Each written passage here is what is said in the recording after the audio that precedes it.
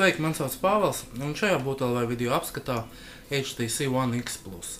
HTC šī pusgada flagmanis. Gada pirmajā pusē HTC iepazīstināja mūs ar One sēriju. Tās flagmanis tolaik bija HTC One X.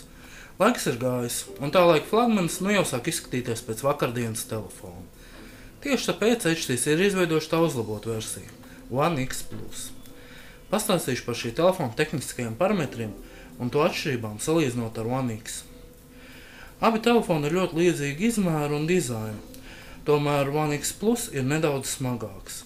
Tā svars ir 135 grami. Abiem telefoniem ekrāni ir vienādas tehnoloģijas, Super IPS LCD2 un vienāds izšķirtspējas 720 x 1280 pikseļu 4,7 saules lielajā ekrānā.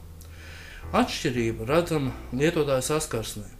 Lai arī pēc telefona atjauninājuma saņemšanas HTC Sense UI versija tāpat kā One X Plus skaitās 4+, tomēr, kā jau ir agrāk vēstīts BūTLV rakstos, dažas no funkcijām One X telefonā nav pieejamas. Iekšējās atmiņas salīdzinājumā One X Plus tiek piedāvāts 64 GB versijā, kamēr One X parastā versija bija ar 32 GB iekšējo atmiņu. HTC ir saglabājuši to pašu 8 megapikselu kameru un attēlu apstrādes sistēmu, kas nodrošina ļoti ātru un kvalitatīvu attēlu uzņemšanu. Izmainīta priekšējā kamera. Tā aizvietot ar 1,6 megapikselu kameru, lai gan video uzņemšana vēl aizvien notiek tajā pašā 720p izšķirtspējā. Telefons tiek uzreiz piegādāts ar Android 4.1.1 Jelly Bean versiju. Tā čipsets vēl aizvien ir Nvidia Tegra 3, taču 4-kodola procesoru takta frekvence ir 1,7 GHz un 1,5 GHz One X gadījumā vietā. Atjaunināts arī grafiskais procesors, kas tagad ir GeForce 2. Viens no svarīgākajiem jaunumiem ir jaunā akumulātora baterija. Ja HTC One X tā bija litija polimēra 1800 mAh baterija, tad One X Plus ir jau 2100 mAh akumulators. Tas nodrošina ievērojami ilgāku telefonu darbību pēc vienas uzlādes, taču atsauksmes par reālo ieguvumu ir visai dažādas. Ar izmaiņām programmatūrā mums ir grūtības spriest, jo testiem tika piegādāts modelis ar eksperimentālu izstrādē un testēšanai paredzētu Android būvējumu.